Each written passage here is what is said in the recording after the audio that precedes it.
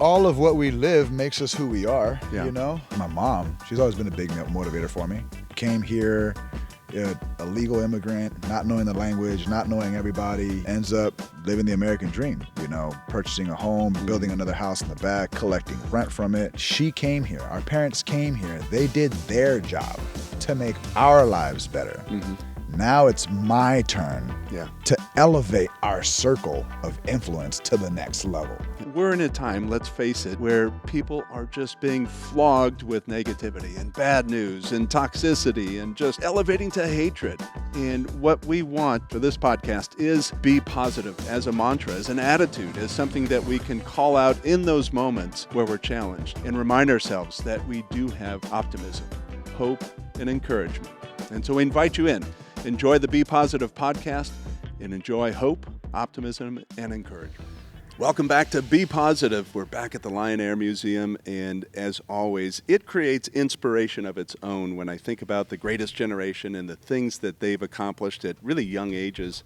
I was sharing with you guys the fuddy-duddy, the B-17 bomber that's directly behind us, was piloted oftentimes by 19-year-olds, 20-year-olds that were coming up through the Army Air Corps and thrown into not just battle or not just military threat, but thrown into World War II, leading bombing runs across Germany at 19, 20, 21. I mean, I just can't imagine. I wasn't that 19-year-old that was jumping in the cockpit and leading a squadron across some military zone. So different world, but it is inspiring, and that is our theme we're talking about is inspiration and having it, extending it, getting it back when you lose it.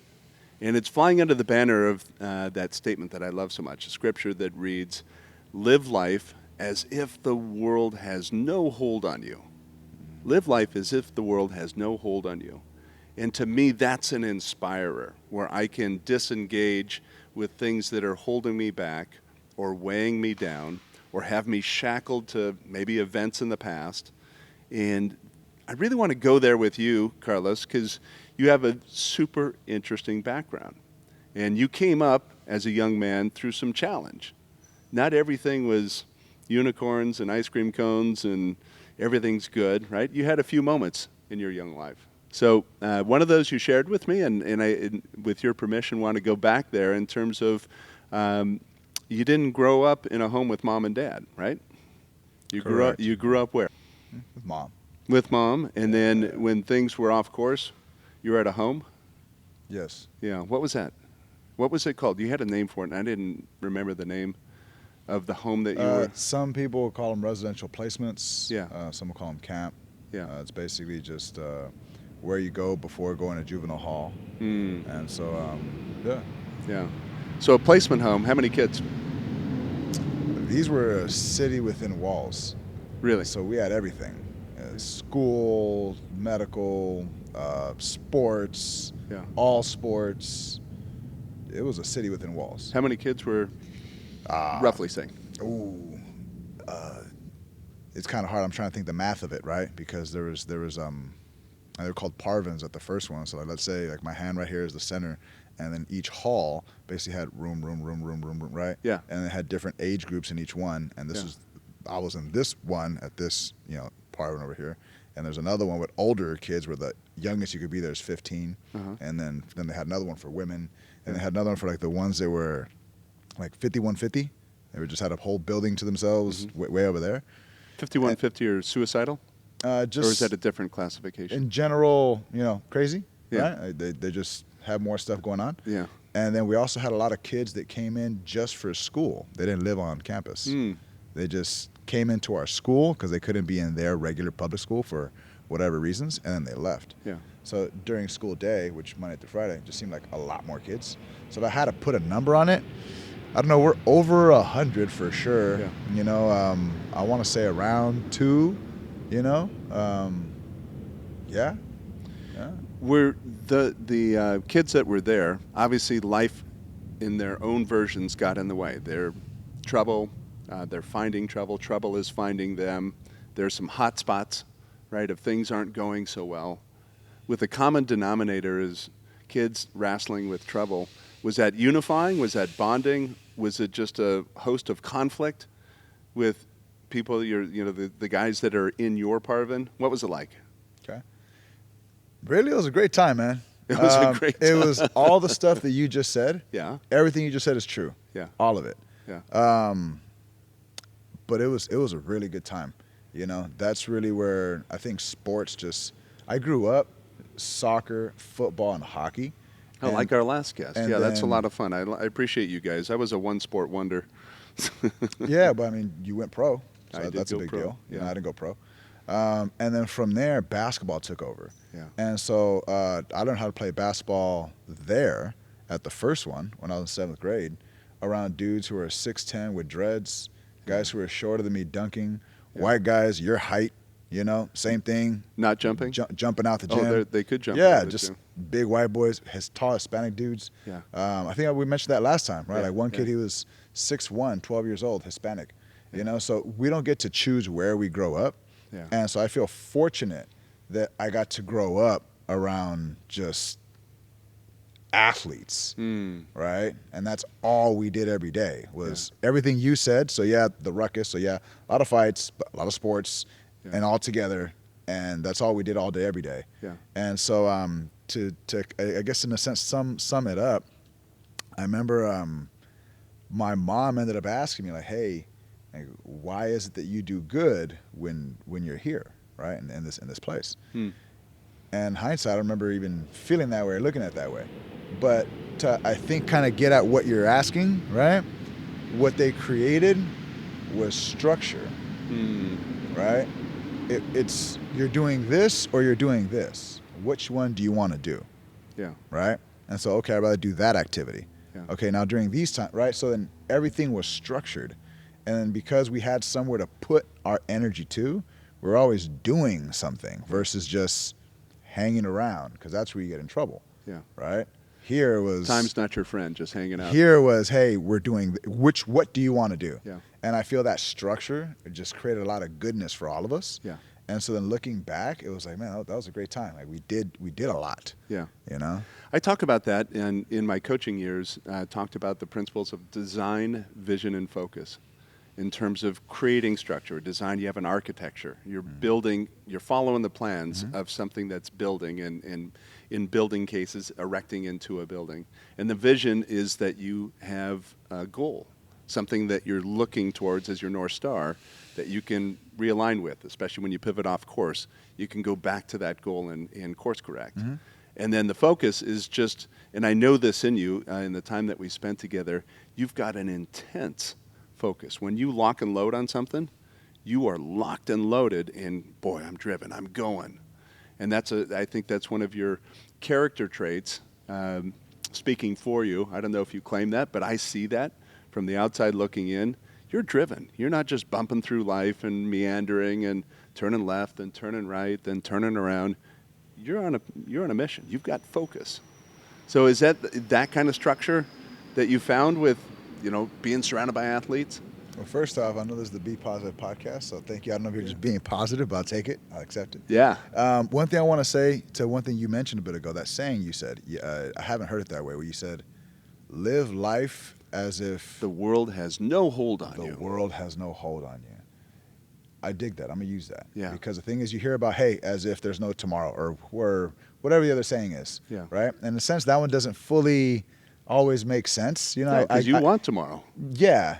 However, that saying is kind of more just, it doesn't really fully apply. We hear it, we enjoy it, but I think that one's better. Yeah. Right? Because we all, obviously, be positive. And the banner, under the 3 banners of design, vision, and focus. Right? Yeah. And so the thing is, I like how you mentioned it with that, as it has no hold on you, because obviously the purpose is, hey, there's something somewhere from some time in us, like we got to get rid of that. Yeah. Right? And so I know to your question, you're saying like, hey, is the focus structured from being there? I do actually accredit, in hindsight, being in those places that I was in.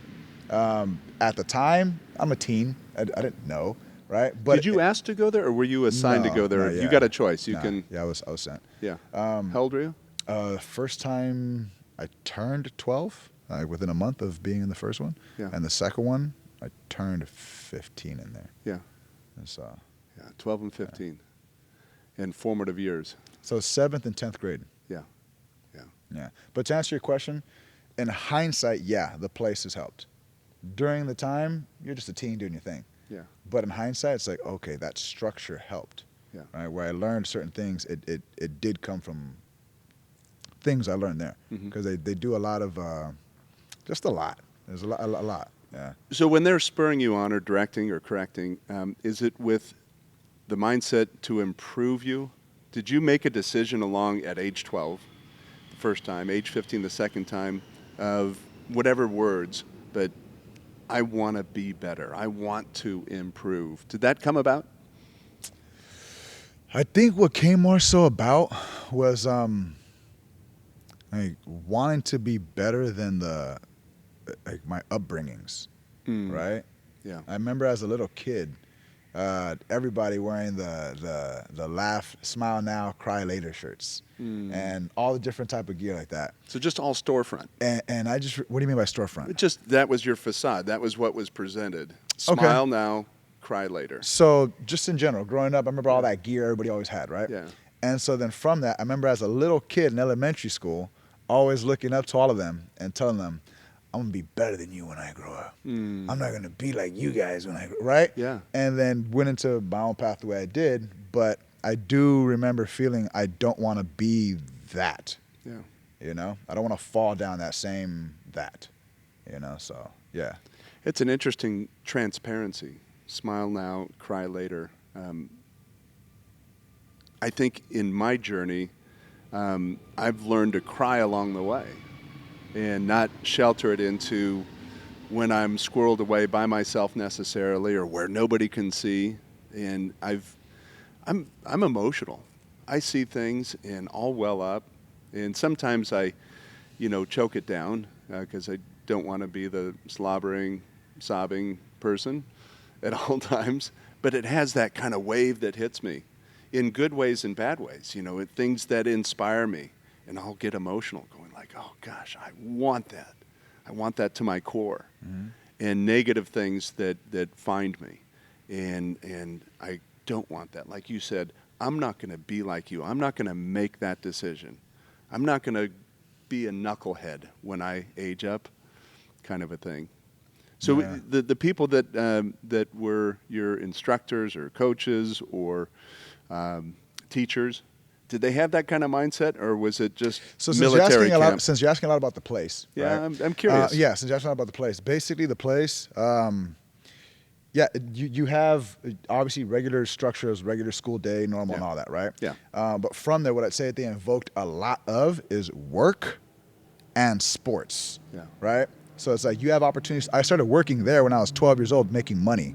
So my first check was $127. Nice. Right? I worked in the cafeteria. To a 12-year-old, that's like I was 12. rich. Yeah. You know, and then so the thing is, from there, over time, I started to just get more job opportunities because you could work there, you could work here. And so I couldn't play with the high school students yet, but they give me the fancy title of equipment manager, right? So then I would just grab all the equipment and basically just carry all the bags and stuff. So then we play football against another institution like ours or basketball against another institution.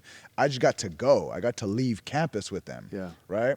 And so I'm earning money. So there had a lot of ways to work and earn money. Yeah. So I would take them, right? Versus just whatever other activity, because there'd be others. Yeah. But for me, the ones that stood out to me was work and sports. So they gave you a lot of work, things to do, and actually earn income. And then from there, a lot of sports. So it's like, hey, do you want to play this sport or that sport? And they had other stuff, like you could say arts and things like that. And I'm into that as well, but that's just what called to me more. It was like, wait, let's go then, right? And so I'd say that was a big thing. And then from there, a lot of all the staff, they all had athletic careers, right? So they all had their almost pro or semi-pro or went pro, but whatever happened, right? Or a college story or, hey, my knee, my whatever it was, right? Yeah. So all of our staff were a bunch of athletes. So they all been around. Yeah. And the thing is, when you're around people who they have their life experience, there's a difference, right? It's not just like, oh, you're whatever. It's like, oh, okay. You know what I mean? I'm in the worst category of athlete. I'm the ex-wannabe has-been. Oh, gosh. Ex-wannabe has-been? Ex-athlete. Okay. Wanted to be better. And now I'm old enough that I'm in the has-been category. Rats. And so that was them then, Yeah. right? That was them, right? A bunch of tall guys like you, like Yeah. all played sports. That's that. And then from there, a whole bunch of counseling and therapy and all that stuff. So I know now it's being more accepted. Before it was very like, what the heck's wrong with you? Have you been through that, right? You're one of them. But when we were there, it was a normal thing. So like during our school day, we all had a group therapy session. So it's amongst all of us who we all came from whatever backgrounds, and we're all just Hispanic, black, and white. Just that was us. That's who we right? are. And then from there, we all came from where we came from, but every single day, that was part of our schooling. We had a group session, right? Yeah. And then from that, once a week, you met with your own therapist, right? And they did larger things as well, where like you constantly did self-improvement type of work. Yeah. So I do feel that helped, because when you're a teen, whatever, right? Yeah. But in hindsight, since you're asking like, what was it like? They did that stuff. From there, when you got into fights, it was more like you now have to get disciplined by doing this duty, right? It wasn't like, hey, we call your parent. We live there. Yeah. You know? So it was like, okay, now you're cleaning this amount of hours, all this stuff. Yeah. Right? And we're boys. So it wasn't like, oh, you fought, you're evil. It was more like, all right, now you're doing this and you're doing this now. Like it wasn't something else to it. Yeah, they would figure us out in the what happened and so on. Mm-hmm. But it wasn't like we were evil. It's like we're guys. We're gonna get into it. Yeah. And then from there, they just disciplined us. Now you got to do this. Now you got to do that, right? Yeah. And obviously those who couldn't get disciplined, they would end up going to juvie, right? Yeah. Or I saw guys get booty juiced. So guys that would get sent to like off-campus home. Like where guys would come in and all white, buff.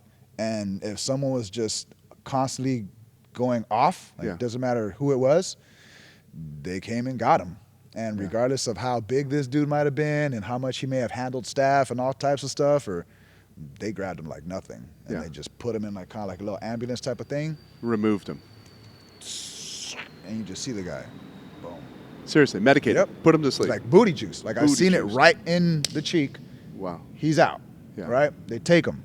Yeah. So, yeah, it was just straight discipline. It's like you're either gonna do good or you're gonna get disciplined. Yeah. Like it's that's it, right? And if you mess up, it wasn't like you're evil. Yeah. It was more like it's not natural. Yeah. Here's what you got to do to not do that no more. Yeah. Move on. Yeah. Right. So, yeah, that's how I'd sum it up, because you're asking like what was it like and how. Yeah. It was those ways. Yeah. I mean, I'm so lily white. I've never been booty juiced. And so there it is. Me neither. Me neither. So, okay, I want to go to the other side, because now you are a little bit older. You have the hindsight of learning from that experience. And what I see is not resentment from that experience, because it's in its own way. Maybe even though you may have not liked certain moments, but it's helped craft you to be who you are today. You're a motivator. You're a leader. You talked about how you initially didn't see yourself as a leader, but you then assumed leadership roles. And what's that translate into? Now you're leading people. You're motivating people. You're doing the same thing, short of booty juicing. You're doing the same thing in terms of small pivots, small course corrects, where they can go from where they are to someplace better. Do you attribute that to Parvin? Or do you attribute that to, I think all of what we live makes us who we are, you know? So yeah, I attribute it to all of that, you know, but I think at the end of the day, there comes a time where we make a decision, you know, and we continuously keep making decisions. So I know you mentioned, like, do I attribute that to? I don't think there's any, like, one only thing that I can attribute it to. What came to mind as you said it, you know, obviously yesterday was Mother's Day. You know, it was my mom. She's always been a big motivator for me, you know. Came here, a legal immigrant, not knowing the language, not knowing everybody, you know, single mother, 2 kids, and ends up just living the American dream, you know, purchasing a home, building another house in the back, collecting rent from it, retiring early. So she was always a great example to us, you know. So it's like, man, if mom can do it, mom can overcome, mom can all this, right? I always saw it as, okay, it's, and for all of us who have, you know, immigrant parents or whatever generation we are of immigrant in general, right? I feel, okay, how you said, 19-year-olds, right? Flying bombers in World War II, right? And same thing. It was different, but in a sense, immigrant parents, any ethnicity, leaving their country, going to another country, starting all over again, Yeah. right? And the further you go back, the more times were tougher. The more people were tougher, the more violent things were. I know they say everything there is now, there isn't gangs everywhere the way there was just in my generation as a kid growing up. Yeah. I'm sure in yours as a kid growing up, right? And so the thing is, it's like, okay, she came here. Our parents came here. They did their job to make our lives better. Mm-hmm. Now it's my turn Yeah. to elevate our circle of influence to the next level. Yeah. So I know that right there has been there for me for a while, Mm-hmm. where it's like, okay, it's my turn. Like I got to do my part Yeah. to get us to the next level. Yeah. How do you address self-doubt and address insecurity, or those, what we were talking about at the beginning, those limiters that people either have imposed on them? Carlos, you're never going to be this. And you hear it enough times where it becomes your mindset, oh, I'm never going to be this because I was told that my whole life. How do you crush that in somebody else? Well, you got a great name, man, you know, with what you're doing with God Just Wins, you know? So the first time I saw it, I was like, ooh, you know? And so for me, obviously there's a lot of ways we can dissect what you just asked, but I feel that over time, what was a big deal that helped me, obviously a whole lot of self-improvement, obviously a lot of work in a variety of different ways, Right. mental, physical, emotional, right? And we hear that kind of as like, it sounds cliche in a sense, but I mean it like literally tactical. So for instance, like what are things that stress me out, right? What are things about my body that I need to do, right? What are things that matter to my soul? I actually list them. And then by me addressing those things, some I can't get them done right away, right? It's gonna take time. But what do I gotta do to get that thing done? And at least the fact that I'm getting rid of some of them and I eliminated them. And some that I'm on, like how Tony Robbins says, progress equals happiness, right? The fact that you're on the way, like, hey, I'm doing it, Yeah. right? And the pace doesn't matter. It's the fact that It's like you're on the way. I'm accomplishing it, Yeah, right? And so then I've noticed that for me, once I started doing that, it's like, okay, I'm getting rid of those things that were stressors because I'm tackling them. Some I can kill them, I can eliminate them. Some takes more time. Same thing here. What's for my body? What's for my soul? Like what matters in my heart, Yeah. right? And as long as I'm addressing those things and I'm going at them, then I'm able to move forward towards happiness. So I feel that right there we all have, because we're all humans. We all have a mind. We all have a body. We all have a soul. And we have certain things that matter to us. So I'd say that more so, like kind of in a nutshell, like what's worked for me. And obviously I didn't learn that because I'm a genius. You know, I learned that from all the greats long before us that have been imparting on us to help us move forward, just like how you're helping everybody. And then from there, the reason why I mentioned the God Just Wins is because one thing that for me really helped out big time is I was like, hey, all I can do is, you know, how they say, you got to believe that there's more, right? And you got to do the action. So I was like, all that I can do is keep the faith and do the works. So that helped me big time. Yeah. In a lot of like times where it's just, and even in positive times, it's just like, regardless of whatever else, what I can do is keep the faith and do the works. It triggers, and I'm going to carry this forward. In our previous conversation, you shared with me two statements that you share with your daughter back and forth. And so I'm going to ask you to do the same that I asked you last time. Since I don't speak Spanish, give me the first one, Spanish version, and what it means in English. Poco a poco, haces todo. Poco a poco haces Todo. todo. Yeah. Yeah. So What's that mean? it just means bit by bit, you do everything. Bit by bit, you do everything. And so you say that to your little girl, now 8-year-old eyes looking up at you, and she gets that look, right? A little bit of that Carlos look. It's a reminder. Yeah. And does she snap into, oh, bit by bit? Oh, it's so good. That's And yeah, what was that, Ethan? I was going to say that's powerful for me. I mean, that's powerful for individuals, like, because sometimes we look at the finish line and then we see only ourselves in the starting point, and we never really, you know, see ourselves through that journey that it takes, and really just little by little do a little bit of everything. It's just really inspiring in that regards to just to, even though you have an endpoint, you have to always consistently, whether it's in the good times and the bad times, you have to understand that it's going to take time, but it's the process. And you were telling me telling us about Tony Robbins and that quote that you said from him, and that was just really encouraging, because a lot of individuals my age and me in particular, personally, experience things like that as well. It's like sometimes when things are going wrong or not the way that we want them, we tend to kind of be discouraged in that regard and not really look at the end goal. And so I thought that was very, very powerful. Thank you, man. Appreciate it, man. So and you guys are rocking it. Yeah, you got to interview that. Ethan and his team with trainee films, they do an awesome job. Yeah, you guys got to be up here, man. Yeah. So bit by bit, and then the second statement that you used with your daughter. Juntos. Yeah. And that means? Together. And I think, again, it's so powerful. There's often the conversation of, if it's going to be, it's up to me, which I don't buy into.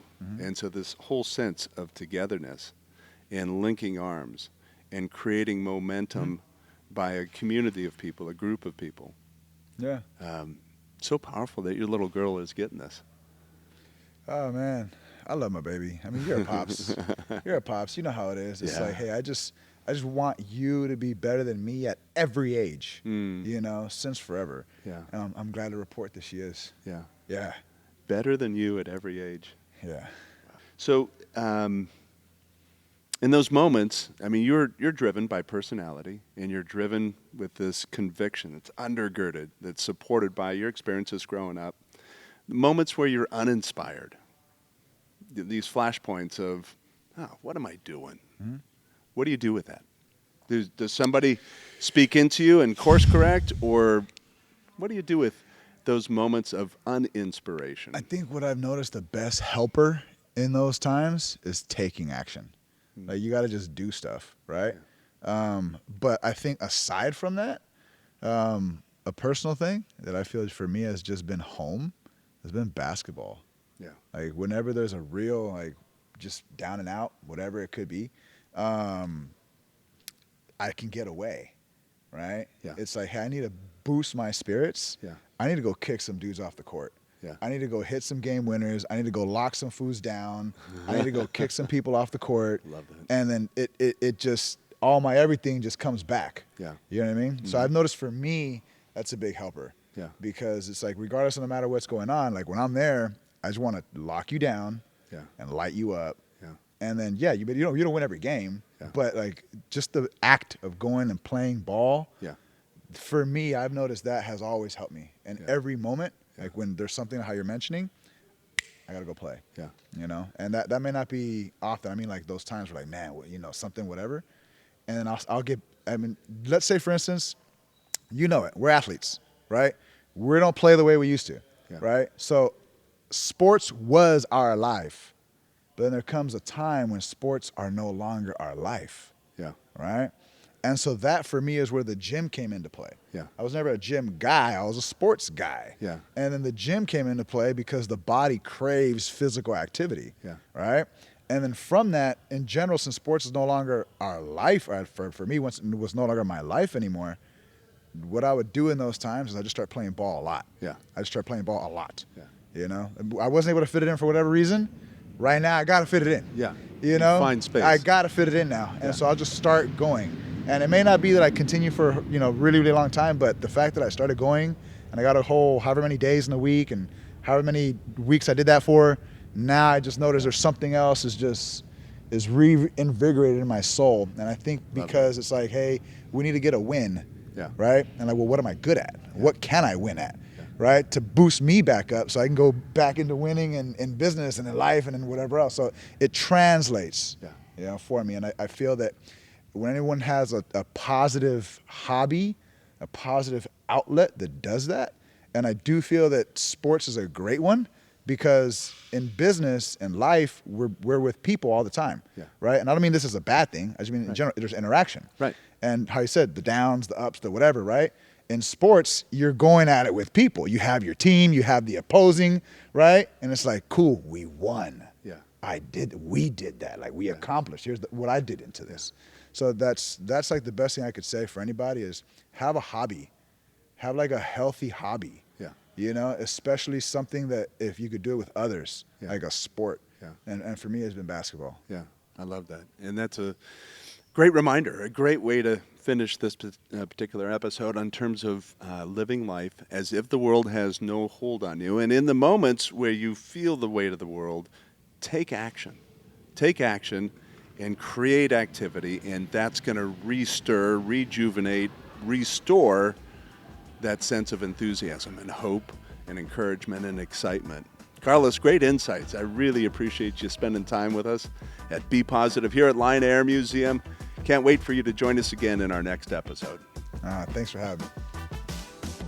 Thanks for joining us on the BePositive podcast. You can find us at YouTube, Spotify, Apple, on social media at BePositive Cause, or at our website, bepositive.life. This is the home of optimism, hope, and encouragement. We invite you to join us and become an ambassador of optimism.